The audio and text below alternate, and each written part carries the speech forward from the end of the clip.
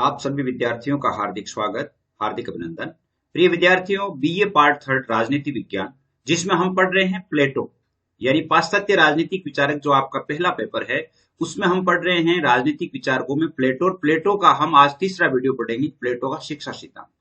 यानी इससे पहले हमने जीवन परिचय पढ़ लिया, जीवन परिचय हमने पढ़ लिया। उसके बाद हमने प्लेटो का न्याय सिद्धांत और आदर्श राज्य का सिद्धांत पढ़ा। आज हम पढ़ेंगे प्लेटो का शिक्षा सिद्धांत। यानी प्लेटो से संबंधित, पहले भी मैंने आपको बताया था कि प्लेटो से संबंधित आपके 6 वीडियो आपको देखने को मिलेंगे, जिसमें जीवन परिचय हम पढ़ चुके हैं, आदर्श राज्य और न्याय सिद्धांत हम पढ़ चुके हैं। आज हम पढ़ेंगे प्लेटो का शिक्षा सिद्धांत। उसके बाद पढ़ेंगे प्लेटो का दार्शनिक राजा का सिद्धांत, फिर प्लेटो का साम्यवादी सिद्धांत, और फिर प्लेटो में से मोस्ट क्वेश्चन आंसर, जिसका एक वीडियो जो आएगा, जिसमें मोस्ट जितने भी प्रश्न बनते हैं, छोटे प्रश्न जितने भी बनते हैं, वो सारे प्रश्न इसमें से आएंगे। तो मैं उम्मीद करता हूं ये वीडियोज आपकी अच्छी हेल्प करेंगे और आप भी अपने दोस्तों को भी शेयर कीजिएगा। अगर अच्छा लगे तो सब्सक्राइब जरूर कीजिए। तो आइए आज चलते हैं, अपन देखते हैं प्लेटो का शिक्षा सिद्धांत क्या है। प्लेटो का शिक्षा सिद्धांत, प्लेटो में लिखा हुआ है कि रिपब्लिक, जो प्लेटो का लिखा हुआ ग्रंथ है, उसका मूल उद्देश्य है न्याय सिद्धांत, न्याय के सिद्धांत की खोज करना। तो उसके लिए न्याय के सिद्धांत की खोज करने के लिए शिक्षा जो है वो सबसे महत्वपूर्ण है। मुख्य स्रोत जो है वो उसने शिक्षा को माना है। शिक्षा के माध्यम से हम न्याय सिद्धांत की स्थापना कर सकते हैं। प्लेटो ने बात लिखी कि सामाजिक शिक्षा ही सामाजिक न्याय का साधन है। अगर समाज जिसमें शिक्षा का बोलबाला होता है, शिक्षा का आधिपत्य होता है, तो वह समाज सभ्य समाज की श्रेणी में आता है।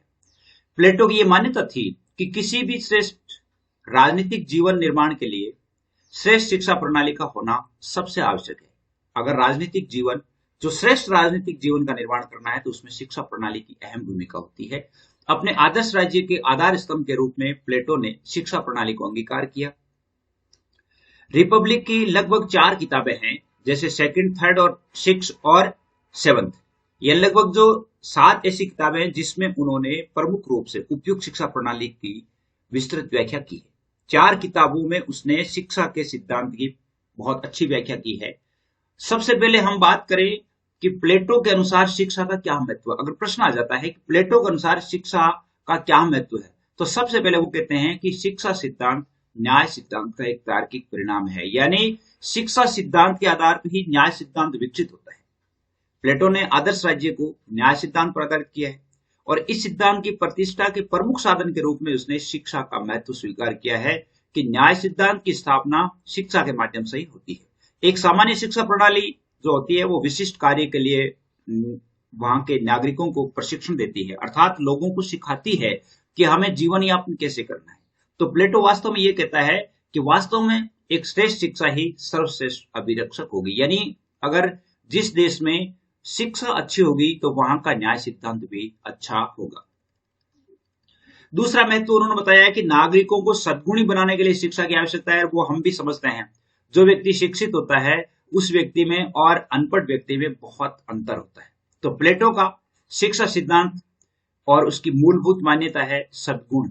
सद्गुण ही ज्ञान है, यानी वर्च्यूज जो है, यानी जो सद्गुण है, अर्थात गुणों से भी ऊपर जो सत्य गुण है, उन पर आधारित है। इसका अर्थ यह है कि ये संसार में कुछ वस्तुनिष्ठ सत्य होते हैं जिसका ज्ञान आंतरिक अनुभूति, कल्पना और भाग्य से नहीं होता है, यानी फिर उनका विवेकपूर्ण या तर्क संगत अनुसंधान से होता है। यानी इस संसार में कुछ यथार्थ सत्य होते हैं, उन यथार्थ सत्यों को जब तक हम अनुभव नहीं करते हैं तब तक हमें ज्ञान नहीं होता। जैसे हम समाज में रहते हैं तो समाज में रहने वाले लोगों के लिए क्या क्या आवश्यकताएं होती है, लोगों को किन समस्याओं का सामना करना पड़ता है, लोगों को क्या सिखाया जाना चाहिए, ये सब जो है हम अनुभव से सीखते हैं।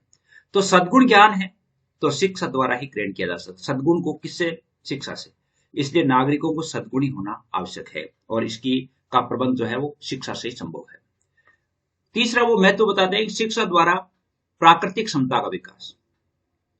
यानी व्यक्ति के लिए दो तत्व होते हैं, एक तो प्रकृति होता है, एक परिपोषण होता है।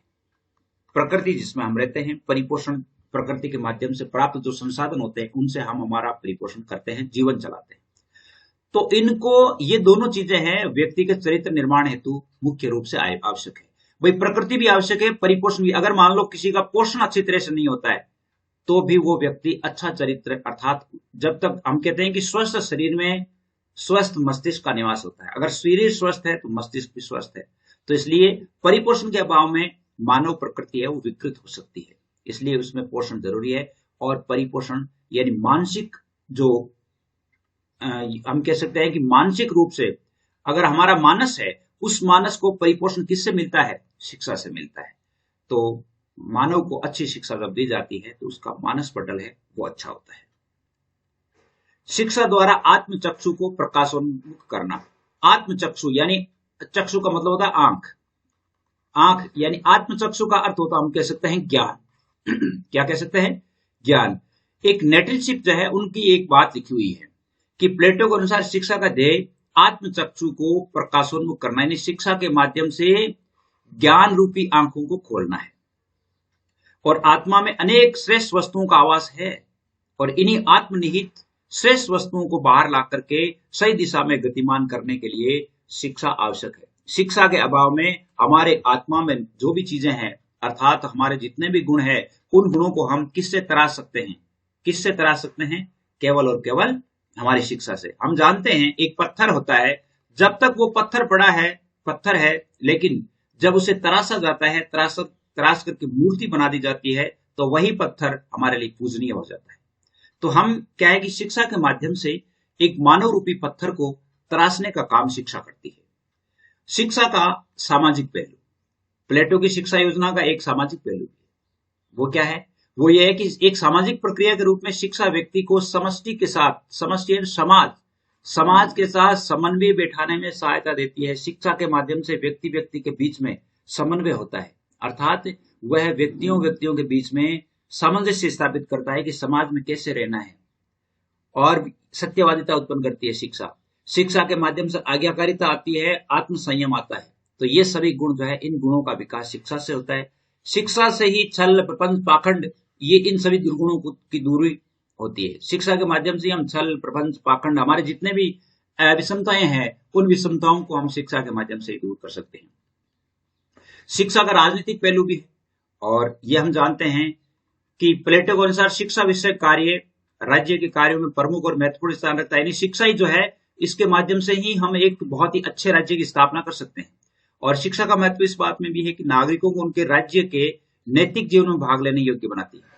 और आदर्श राज्य में जो सर्वोच्च स्थान प्लेटो ने एक दार्शनिक शासक को प्रदान किया है, और संरक्षक वर्ग को उत्पादक वर्ग की तुलना में जो महत्वपूर्ण स्थान प्राप्त हुआ है, उसका आधार शिक्षा है। यानी वो कहते हैं कि सबसे पहला जो उत्पादक वर्ग है, उत्पादक वर्ग से आप जानते हैं कि दार्शनिक वर्ग है वो महत्वपूर्ण माना गया। क्यों? क्योंकि दार्शनिक के पास शिक्षा होती है, और शिक्षा के अभाव में जो है उत्पादक जो है वो दार्शनिक के जितना महत्वपूर्ण स्थान नहीं रखता है। सातवां उन्होंने महत्व बताया है कि शिक्षा का दार्शनिक महत्व, दार्शनिक दृष्टि से महत्व बताया, यानी व्यक्तिगत, सामाजिक और राजनीतिक, ये तो महत्व होते ही हैं। इनके अलावा एक दार्शनिक महत्व भी है। दार्शनिक मतलब दर्शन, दर्शन यानी हमारे आत्मसंयम, आत्माओं में, अर्थात हम कैसा क्या कर सकते हैं। अपने आप में एक अच्छाई है, इसका अंतिम लक्ष्य सत्य की खोज करना है, और जो काल तथा स्थान की पहुंच से बहुत दूर है, यानी समय और स्थान की पहुंच से बहुत दूर है, मानव की बुद्धि से बहुत दूर है। सृष्टि की सभी वस्तुओं का मूल कारण भी है। दर्शन क्या है? सृष्टि की सभी मूल वस्तुओं का दर्शन को जानना, हमारे सृष्टि की मूल को जानना है। तो अपनी विभूति से सदा दीप्यमान होता है, जिसकी ज्योति के समस्त चराचर जो है, जिसकी ज्योति से समस्त चराचर प्रकाशित होता है, अर्थात दर्शन। और वो दर्शन किससे प्राप्त होता है? दर्शन तक हम किससे पहुंचते हैं? शिक्षा से पहुंच सकते हैं। अब जैसे उन्होंने शिक्षा के बारे में जैसे मान लो महत्व पूछ लिया, तब तो आप इतना लिखेंगे, अगर उन्होंने पूछ लिया कि एथेंस और स्पार्टा की शिक्षा पद्धतियां कैसी थी, एथेंस और स्पार्टा दो जो यूनानी नगर थे, उनमें शिक्षा पद्धतियां कैसी थी, ऐसा प्रश्न आ सकता है। तब आपको लिखेंगे कि प्लेटो के समय में दो प्रकार की शिक्षा पद्धतियां प्रचलित थी। एक पद्धति एथेंस की थी, दूसरी स्पार्टा की थी। एथेंस और स्पार्टा यूनान के दो नगर थे जो उस समय में बहुत प्रसिद्ध थे, और दोनों प्रणालियों में जो शिक्षा पद्धति है उसमें कई विशेषताएं हैं, उनकी कई अंतर भी है, तो उनको हम समझेंगे। सबसे पहले हम एथेंस की शिक्षा प्रणाली समझते हैं। छोटा प्रश्न आ सकता है कि एथेंस की शिक्षा प्रणाली कैसी थी? तो यूनानी नगर राज्य एथेंस में शिक्षा व्यक्तिगत हाथों में थी, व्यक्तिगत हाथों में थी, अर्थात व्यक्ति ही उनमें मुख्य था। वहां नागरिकों की शिक्षा का प्रबंध राज्य नहीं करता था। शिक्षा देना परिवार का एक खुद का काम था। परिवार जो है वो शिक्षा देता था। और रोमन साम्राज्य के समय तक यहाँ राज्य की ओर से कोई स्कूल नहीं बना था। यहाँ की शिक्षा व्यवस्था के 3 सोपान आते हैं। एथेंस की शिक्षा प्रणाली के 3 सोपान आते हैं और शिक्षा देने का काम कौन करता था? परिवार करता। छोटा प्रश्न आ सकता है कि एथेंस में शिक्षा देने का कार्य कौन करता था? तो परिवार के माध्यम से होता था, उनका निजी कार्य होता था। उन्होंने शिक्षा को 3 भागों में बांटा है। आपको कैसा समझ में आ रहा है जरूर कमेंट में लिखिएगा कि हाँ मेरे इतना समझ में आया है। तो एथेंस में शिक्षा का पहला सोपान है प्राथमिक शिक्षा। प्राथमिक शिक्षा 6 से लेकर के 14 वर्ष के बालकों की को जो शिक्षा दी जाती है वो प्राथमिक शिक्षा थी। और इस प्राथमिक शिक्षा में बच्चों को साहित्यिक, व्यायाम और संगीत संबंधी शिक्षा दी जाती थी। अब जैसे मान लो प्रश्न आ गया कि एथेंस में प्राथमिक शिक्षा के अंतर्गत कौन कौन सी विषय शामिल थे? तो साहित्यिक, व्यायाम और संगीत ये थे। और इसके अंतर्गत साहित्यिक शिक्षा होती थी, उसमें बालक को नैतिक और धार्मिक शिक्षा दी जाती थी। तो प्राथमिक शिक्षा आ गई। प्राथमिक शिक्षा के बाद होती है माध्यमिक शिक्षा, और माध्यमिक शिक्षा दी जाती थी 14 वर्ष से लेकर के 18 वर्ष। 14 से 18 तक जो आगे पढ़ते थे उन व्यक्तियों को माध्यमिक शिक्षा मिलती थी, और ये थोड़ी महंगी थी, इसलिए जो धनी वर्ग होते थे वो ही इसका लाभ उठा सकते थे। तो एथेंस में जो गरीब व्यक्ति होते थे उनको तो केवल प्राथमिक शिक्षा तक ही वो पढ़ सकते थे, क्योंकि उनके पास उतना धन नहीं होता था, और उतना धन नहीं होने के कारण वो नहीं पढ़ पाते थे। तो सर्वसाधारण वर्ग तो साधारणतः वंचित रहता था।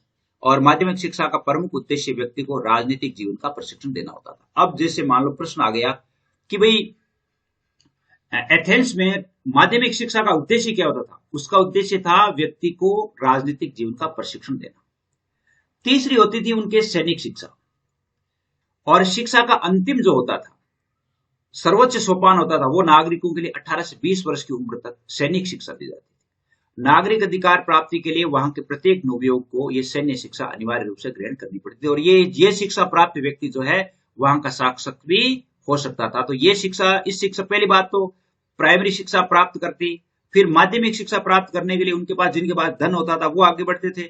फिर धन होने के बाद में भी जो सैनिक शिक्षा में वो जाते थे जो बिल्कुल शारीरिक रूप से हष्टपुष्ट होते थे और हर एक कठिनाई को सहन करने वाले होते थे। तो गिने चुने व्यक्ति ही सैनिक शिक्षा प्राप्त करते थे, इसलिए वो वहां के राजा घोषित कर दिए जाते थे। तो एथेंस की शिक्षा की हम विशेषताएं की बात करें तो ये विशेषताएं निकलती है कि शिक्षा, एथेंस की शिक्षा की विशेषताएं कि शिक्षा राज्य द्वारा दी जानी चाहिए। ये कौन कहता है? प्लेटो कहता है। शिक्षा का उद्देश्य उत्तम नागरिक बनाना है, उन्हें अपने कार्यों का ज्ञान देना होना चाहिए। एथेंस में परिवार द्वारा शिक्षा देने की पद्धति का उन्मूलन होना चाहिए। वो कहते थे कि एथेंस में जो परिवार के द्वारा जो शिक्षा दी जाती है वो शिक्षा नहीं होकर के शिक्षा की पद्धति राज्य के द्वारा होनी चाहिए। शिक्षा द्वारा योग्य और ज्ञानी शासक, दार्शनिक राजा तैयार किए जाने चाहिए। इस प्रकार सर्वोत्तम राज्य का सृजन किया जाना चाहिए। ये वहां की शिक्षा की व्यवस्था थी। उसके बाद वहां पर एक नगर था स्पार्टा। स्पार्टा की शिक्षा प्रणाली कैसी थी? दूसरी शिक्षा पद्धति स्पार्टा की थी। स्पार्टा, यहां पर भी प्लेटो पर, स्पार्टा की शिक्षा का भी प्लेटो पर बहुत प्रभाव पड़ता है, क्योंकि जिस समय वो जीवित थे तो उस समय एथेंस और स्पार्टा का उन्होंने भ्रमण किया था, वहां रहकर के उन्होंने अध्ययन किया था, तो उनकी शिक्षा का प्रबल प्रभाव उन पर पड़ा। यहां पर शिक्षा में कोई परिवार का कोई स्थान नहीं था। देखो स्पार्टा और एथेंस की शिक्षा में कितना अंतर, उसमें तो परिवार शिक्षा देता था, इसमें कोई परिवार का स्थान नहीं था। 7 वर्ष की आयु में बालक राज्य के अधिकारी को सौंप दिए जाते थे। 7 वर्ष का होते ही बच्चे को सरकार को सौंप दिया जाता। और वहां शिक्षा का मुख्य उद्देश्य था कठोर सैनिक प्रशिक्षण देना, कठोर सैनिक प्रशिक्षण देकर के और उनको वीर क्षत्रिय योद्धा बनाना ताकि देश की रक्षा कर सके। और इन युवकों के अनेक प्रकार की कठिन परीक्षाएं होती थी। इसके अलावा देखिए स्त्रियों को भी शारीरिक शिक्षा दी जाती थी। स्त्रियों के लिए भी, स्पार्टा में स्त्रियों के लिए भी शारीरिक शिक्षा अनिवार्य थी। क्यों? क्योंकि वो ये कहते थे कि स्त्रियों को कठोर शिक्षा देने से वो क्या है कि हष्टपुष्ट होगी, स्वस्थ होगी, और उनसे जो बच्चे होंगे वो भी स्वस्थ होंगे, इसलिए उनके लिए शारीरिक शिक्षा अनिवार्य थी। एक जो प्लूटार्क ने, स्पार्टा के प्रसिद्ध नियम निर्माता जो लाइकर्गस थे, उनकी जीवनी में एक बात लिखी है कि यहाँ पर बालक बालिकाएं एक साथ विविध प्रकार के व्यायाम करते थे। यानी स्पार्टा में बालक बालिकाएं एक साथ शिक्षा ग्रहण करते थे। युवतियां जो होती थी, लड़कियां जो होती थी, उनको दौड़, कुश्ती, बर्छी, भाला ये फेंकने की ट्रेनिंग दी जाती थी, और उनको व्यायामों के माध्यम से सुस्पष्ट बनाया जाता था ताकि उनकी संतान बलवान हो, पुष्ट हो। और पारिवारिक जीवन को राज्य की आवश्यकताओं के समूह गौण समझा जाता था। यानी परिवार को उन्होंने कहा कि भाई परिवार पहले नहीं है, पहले राज्य है। और 20 वर्ष के आयु के बाद वहां के नागरिकों को विवाह करने की स्वतंत्रता थी। यानी 20 वर्ष तक कोई भी नागरिक जो है विवाह नहीं कर सकता था, किंतु 30 वर्ष तक उन्हें पुरुषों के घर में रहना पड़ता था। यानी विवाह एक गुप्त संबंध होता था। पति पत्नी वैवाहिक और पारिवारिक जीवन यापन नहीं कर सकते थे। वहां पर ऐसा नहीं है कि जैसे पति पत्नी बाहर घूम रहे हैं, ऐसा कुछ भी नहीं था। वहां पर 20 वर्ष से पहले तो परमिशन नहीं थी, परमिशन के बाद फिर उनको घर में रहना पड़ता। फिर पति पत्नी जो है बच्चे 7 वर्ष, जब उनके बच्चे 7 वर्ष के हो जाते तो उनसे छीन लिए जाते थे, उनसे ले लिए जाते थे। और वहां की सामाजिक व्यवस्था भी एक राज्य की एक सैनिक आवश्यकताओं के अनुरूप थी। सब नागरिक सामूहिक भोजनालय में भोजन करते थे। भोजन कहां करते थे? स्पार्टा की बात है ये। सामूहिक रूप से भोजनालय होता, वहां पर भोजन करते थे।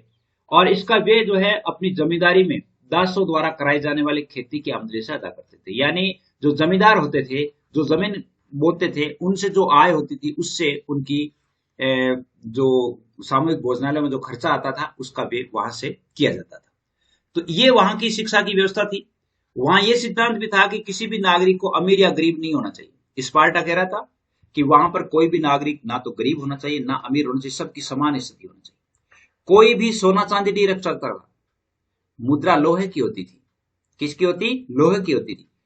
और शासन कुलीनों के हाथ में, यानी जो कुलीन तंत्र के लोग थे उनके हाथ में था, जो आर्थिक और पारिवारिक चिंताओं से मुक्त होकर अपना सारा समय राज्य द्वारा निर्धारित प्रशिक्षण में और राज के कार्यों में लगाते थे। यानी जो परिवार की तरफ ध्यान नहीं देकर के जो राज्य की तरफ ध्यान देने वाले व्यक्ति थे, उनके हाथ में शासन होता था।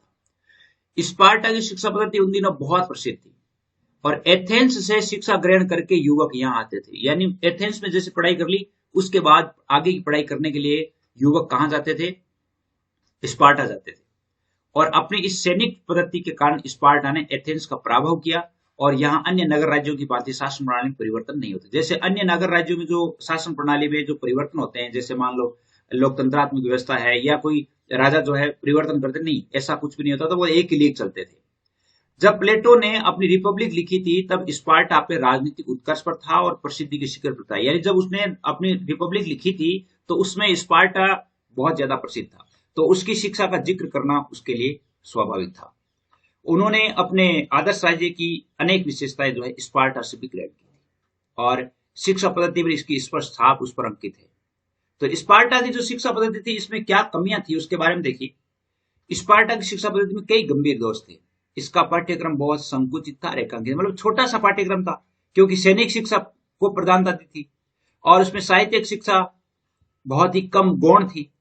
स्पार्टावासी लिखना पढ़ना नहीं जानते थे क्योंकि यूनान के प्राचीन साहित्य से वो अपरिचित थे। वहां केवल शारीरिक शिक्षण दिया जाता था, मानसिक और बौद्धिक प्रशिक्षण भी इतना नहीं दिया जाता था। अतः ये शिक्षा मनुष्य को पूर्ण नहीं बना सकती थी। यानी केवल और केवल वहां पर योद्धा तैयार होते थे। योद्धा में वो हम कह सकते हैं वो एक तरह की मशीन तैयार होती थी, जिनको कमांड दिया गया वो काम कर दिया, बस इतना ही होता था। अब प्लेटो की जो शिक्षा योजना क्या है? प्लेटो ने शिक्षा योजना को दो भागों में, एक तो प्रारंभिक शिक्षा है, एक माध्यमिक शिक्षा। अब प्रारंभिक शिक्षा में प्लेटो जो है क्या कहता है? प्रारंभिक शिक्षा में वो कहता है कि 6 वर्ष से लेकर के 20 वर्ष तक प्रारंभिक शिक्षा दी जानी चाहिए और इसका मुख्य उद्देश्य है सामाजिक विकास करना, समाज में रहने के लिए व्यक्तियों को सिखाना। यह मुख्य रूप से भावनाओं द्वारा चरित्र निर्माण की शिक्षा थी और इसके माध्यम से नागरिकों में शौर्य गुण के विकास करना है जो देश की आवश्यकताओं के तथा सैनिक कार्यों का रूप हो। यानी यहां पर स्पार्टा की तरह उन्होंने सैनिक शिक्षा पर भी बल दिया है। तो इसका उद्देश्य ऐसे नागरिकों का वर्ग तैयार करना है जो सैनिक कार्यों के दायित्वों को भली भांति जानते हैं, भली भांति पूर्ण कर सकते हैं। और अपनी प्राथमिक शिक्षा के द्वारा प्लेटो शारीरिक और मानसिक दृष्टि से सबल सैनिक वर्ग के नागरिकों का निर्माण करना चाहता है। वो कहते हैं कि प्राथमिक शिक्षा के माध्यम से व्यक्तियों को इतनी शारीरिक और मानसिक शिक्षा दी जाए कि वो बहुत ही अच्छे नागरिक तैयार हो। इसलिए प्राथमिक शिक्षा में व्यायाम और संगीत भी शामिल था। प्लेटो कहता है कि शरीर के लिए व्यायाम और आत्मा के लिए संगीत है। प्रश्न आ सकता है, शरीर के लिए व्यायाम और आत्मा के लिए संगीत है, ये किसने कहा? ये कहा था प्लेटो। तो व्यायाम का अर्थ केवल शारीरिक कसरत नहीं होता था, यानी शरीर को स्वस्थ बनाए रखने का वाले जो आहार शास्त्र और चिकित्सा शास्त्र का भी, यानी जैसे उनकी डाइट क्या होनी चाहिए, खाने में क्या भोजन होना चाहिए, किस समय क्या भोजन करना चाहिए, ये भी उनके शारीरिक व्यायाम में आता था।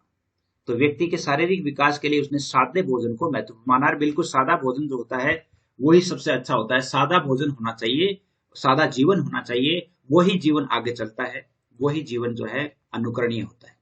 और शारीरिक शिक्षण के साथ मानसिक विकास के लिए उन्होंने म्यूजिक को रखा था, संगीत को रखा था। प्लेटो की दृष्टि में संगीत का अर्थ केवल गान विद्या नहीं है, ये काव्य, साहित्य, गीत, नृत्य, मूर्ति, चित्र, इन सारी ललित कलाओं को सीखना एक उनका उद्देश्य था। तो ये उनकी रूपरेखा थी। प्रारंभिक शिक्षा के बाद सैनिक शिक्षा का प्रशिक्षण होता। प्लेटो द्वारा प्रतिपादित प्रारंभिक शिक्षा के अंतर्गत व्यायाम और संगीत का प्रशिक्षण होता और 18 वर्ष की आयु तक दिया जाता। इसके बाद 18 से 20 वर्ष की आयु में सैनिक शिक्षा दी जाती थी और सैनिक शिक्षा जो व्यक्ति प्राप्त कर लेता वो उच्च स्तरीय शिक्षा के लिए चुना जाता था।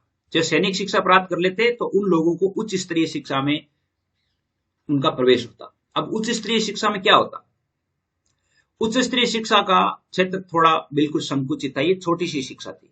तो इसमें इसका उद्देश्य था राज्य का शासक या संरक्षक बनाने वालों के लिए, यानी जो राज्य का राजा बनाने के लिए जिनको शिक्षा दी जाती थी या सरकार का संरक्षक बनाने के लिए जो शिक्षा दी जाती थी वो उच्च शिक्षा के अंतर्गत आती थी। और ये शिक्षा उन लोगों को दी जाती थी जो दार्शनिक शासक के स्थान ग्रहण करने की, यानी जो है प्राथमिक शिक्षा के बाद में सैनिक शिक्षा से छंट करके जो अव्वल होते थे उन लोगों को उच्च शिक्षा दी जाती थी। और इसका उद्देश्य था दार्शनिक राजा को प्रशिक्षण देना। और इसमें उच्च शिक्षा में प्लेटो की जो उच्च शिक्षा थी उसमें 2 स्तर थे। कितने स्तर थे? 2 स्तर थे। एक तो 20 से लेकर के 35 वर्ष तक का और एक 30 से लेकर के 35 वर्ष तक का। 20 से 30 और 30 से 35 2 थे, जिसमें 20 से 30 वाले में उन्होंने विज्ञान और तर्क शास्त्र जो था वो था। 20 से 30 वाले में क्या था? विज्ञान और तर्क शास्त्र था। उन्होंने कहा कि विज्ञान और तर्क शास्त्र के आधार पर सत्य की खोज करनी है, ये उच्च शिक्षा का लक्ष्य है। यानी यहां तक आते आते व्यक्ति का दिमाग बहुत परिपक्व हो जाता था। उसको अंकगणित की शिक्षा दी जाती, अंकगणित के साथ रेखागणित का भी अध्ययन करवाया जाता और इसके साथ साथ उसको व्यवहारिक और दार्शनिक महत्व माना गया है इसका कि गणित होना जरूरी है, व्यक्ति का गणित सीखना जरूरी है। इसलिए उन्होंने ये कहा था कि 30 वर्ष की आयु में उच्च शिक्षा पाने वाले संरक्षकों का एक फिर चुनाव होता। 30 वर्ष तक यानी 20 से 30 तक जो आते ना, जैसे दर्शन शास्त्र सीखते, तर्क है, जैसे सैनिक शिक्षा है, फिर 30 वर्ष में फिर उनकी परीक्षा होती और इसमें जो योग्य होते उन व्यक्तियों को दार्शनिक शासक की शिक्षा दी जाती थी। और जो इसके लिए 5 वर्ष तक यानी 30 वर्ष से लेकर के 35 वर्ष तक वो उच्चतर शिक्षा जो दार्शनिक शिक्षा थी उस शिक्षा को ग्रहण करने के लिए चयन होता था। तो ये शिक्षा मुख्य रूप से 2 द्वंद्वात्मक शिक्षा थी जिसमें दर्शन शास्त्र के अध्ययन पर जोर। इस समय क्या है कि उसको दर्शन का अध्ययन करवाया जाता था, जिससे कि दर्शन का अध्ययन करने के बाद व्यक्ति पारिवारिक मोह से ऊपर उठ करके देश हित में काम करने लगता है।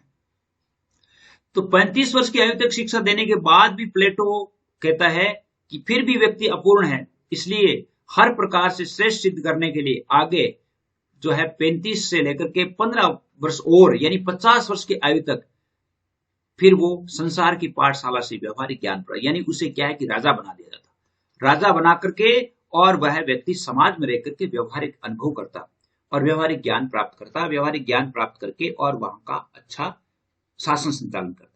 और 50 वर्ष की उम्र तक हर अग्नि परीक्षा में जो खरे उतरते वो आगे जाकर के बहुत बड़े राजा या दार्शनिक शासक यानी बड़े राज्य का वो शासक बन जाता था। तो यानी हम कह सकते हैं कि छोटी से लेकर के बड़े तक की होती थी। अब बात करें प्लेटो के शिक्षा सिद्धांत की क्या विशेषताएं हैं, तो पहली बात तो है राज्य द्वारा नियंत्रित और अनिवार्य शिक्षा है। प्लेटो कहता है कि शिक्षा जो है वो राज्य द्वारा ही दी जानी चाहिए, व्यक्तिगत क्षेत्र में वो नहीं छोड़ते, उसे व्यवसाय नहीं बनाना चाहते। यह उनके अनुसार राजकीय नियंत्रण के अभाव में शिक्षा सामाजिक हितों की नहीं वैयक्तिक हितों की सिद्धि होगी। इसके लिए योजना एथेंस की शिक्षा प्रणाली में आगे बढ़कर थी, यानी जो एथेंस की शिक्षा प्रणाली थी उससे ज्यादा थी। तो पहला वो कहते हैं कि राज्य द्वारा नियंत्रित और अनिवार्य शिक्षा, शिक्षा किसके द्वारा दी जानी चाहिए? राज्य के द्वारा, लेकिन प्रत्येक व्यक्ति को दी जानी चाहिए। दूसरा उनका था व्यक्तित्व का सर्वांगीण विकास, शारीरिक, मानसिक, आत्मिक यानी सर्वांगीण विकास करना शिक्षा का उद्देश्य था। इसके अलावा तीसरा इसकी विशेषता है प्लेटो स्त्री पुरुष के लिए समान शिक्षा। प्लेटो कहते हैं कि स्त्री हो चाहे पुरुष हो, दोनों के लिए समान रूप से शिक्षा होनी चाहिए, दोनों में योग्यता क्षमता में कोई भेद नहीं होना चाहिए, दोनों को समान प्रशिक्षण दिया जाना चाहिए, दोनों को राज्य के हर काम के लिए तैयार रहना चाहिए और राजपद जो है वो स्त्रियां भी प्राप्त कर सकती है, ऐसा उन्होंने लिखा है। जिस प्रकार पुरुषों के लिए खुले हैं वैसे ही दरवाजे राजपद के लिए, यानी राजा जो है स्त्रियां भी बन सकती है, ऐसा उन्होंने लिखा। तो प्लेटो की शिक्षा प्रणाली का यह सबसे बड़ा क्रांतिकारी परिवर्तन था, स्त्री पुरुष के लिए समान शिक्षा। इसके अलावा चौथी उनकी विशेषता है, शिक्षा प्रणाली के दो भाग थे, प्राथमिक शिक्षा और माध्यमिक शिक्षा, यानी उच्चतर शिक्षा। 20 वर्ष तक प्राथमिक शिक्षा मिलती, उसके बाद उच्चतर शिक्षा होती जो 20 से लेकर के 35 वर्ष तक चलती, फिर 35 से 50 के बाद में दार्शनिक शिक्षा चलती थी। शरीर और मन का विकास, देखिए शिक्षा का उनकी विशेषताओं, प्लेटो ने अपनी शिक्षा के द्वारा शरीर और मन दोनों के विकास पर बल दिया। ऐसा नहीं केवल शरीर से व्यायाम करके शरीर को बढ़ा लिया जाए, नहीं, उसमें शिक्षा के माध्यम से मन का विकास भी, संगीत के माध्यम से उसकी आत्मा का विकास भी किया जाना चाहिए। छठी उनकी विशेषता है दार्शनिक राजाओं की तैयारी। प्लेटो के शिक्षा सिद्धांत का उद्देश्य दार्शनिक राजाओं को तैयार करना है और राज्य का सबसे प्रमुख और सर्वोत्तम जो तत्व है वो विवेक है, जिसका प्रतिनिधित्व है वो दार्शनिक शासक ही करेंगे। उनका कहना है कि दार्शनिक राजा ही एक देश का भला कर सकता है।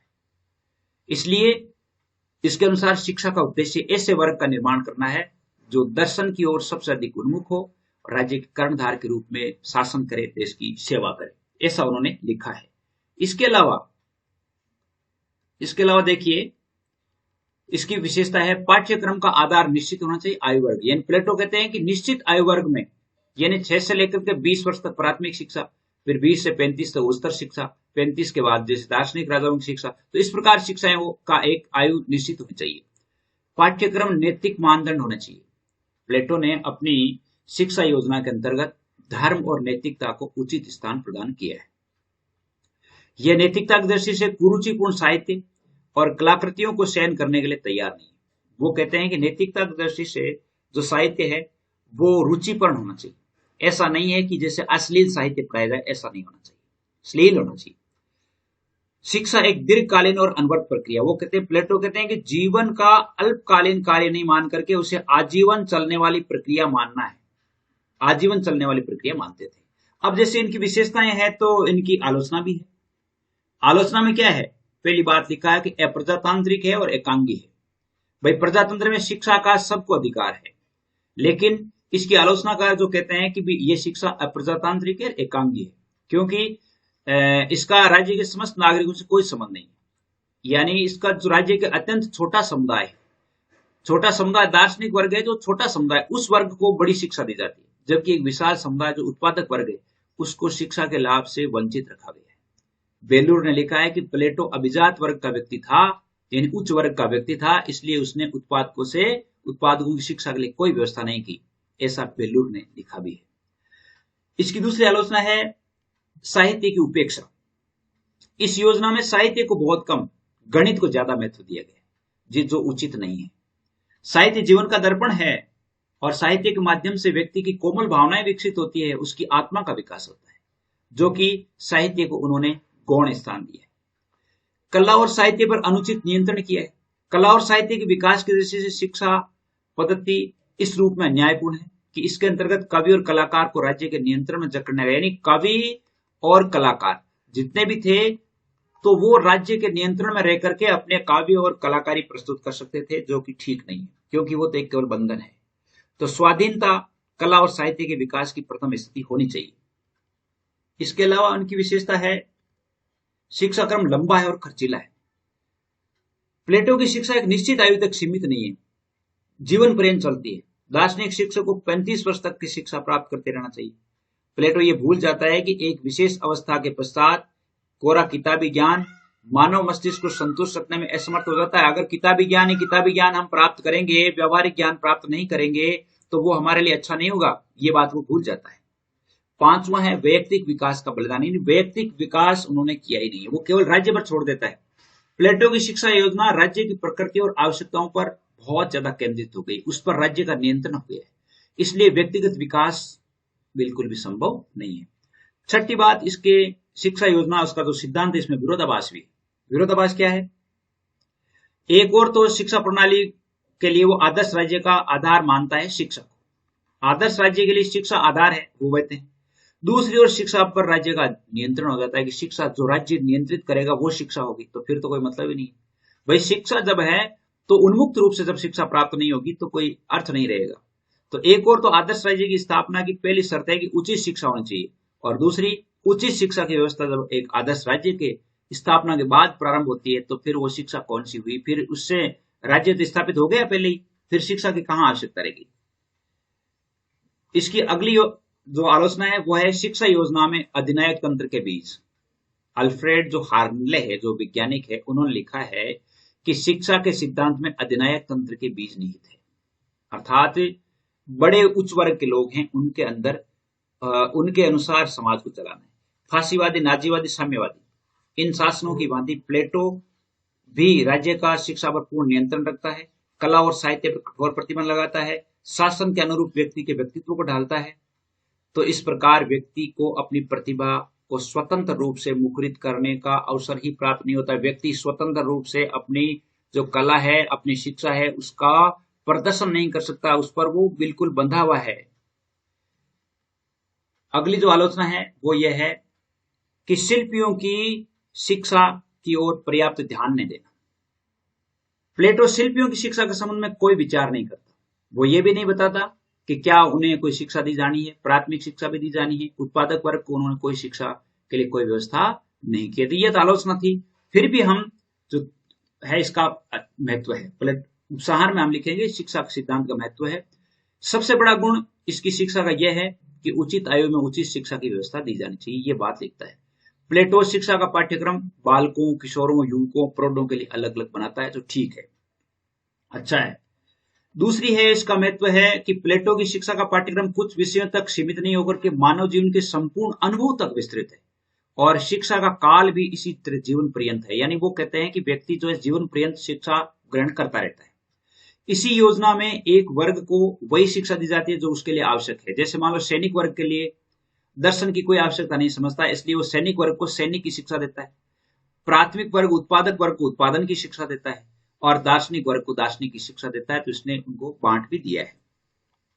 प्लेटो की शिक्षा योजना में व्यायाम और संगीत का संतुलन है, यानी वो समान रूप से उस पर लागू करता है। प्लेटो ने अपनी शिक्षा योजना में स्त्री और पुरुष दोनों में कोई भेद नहीं रखा है। स्त्रियों पुरुषों को दोनों को समान शिक्षा देने की बात करता है, जो सबसे बड़ा क्रांतिकारी परिवर्तन है। और प्लेटो की शिक्षा का उद्देश्य शरीर और मस्तिष्क दोनों का विकास करता है। वो कहता है, प्लेटो कहता है कि शिक्षा जो है उससे व्यक्ति का शरीर और मानसिक दोनों रूप से विकास होना चाहिए। वह दर्शन शास्त्र और विशेष शिक्षा द्वारा आदर्श शासकों का निर्माण चाहता है। वो कहता है कि इस प्रकार की शिक्षा होनी चाहिए जिससे आदर्श राजा बने, आदर्श राजाओं की उत्पत्ति हो। यानी अगर दार्शनिक राजा होंगे तो विश्व की बुराइयां समाप्त हो जाएगी, ऐसा उन्होंने लिखा है। और वो लिखते हैं, हम ये कह सकते हैं संक्षेप में कि प्लेटो ने हमें शिक्षा का एक उत्कृष्ट सिद्धांत दिया है, और उसकी शिक्षा सीमित नहीं है, निरंतर चलने वाली प्रक्रिया है। तो ये शिक्षा सिद्धांत था। कैसा लगा जरूर मुझे बताइएगा। आज के लिए बस इतना ही। जय हिंद, जय भारत।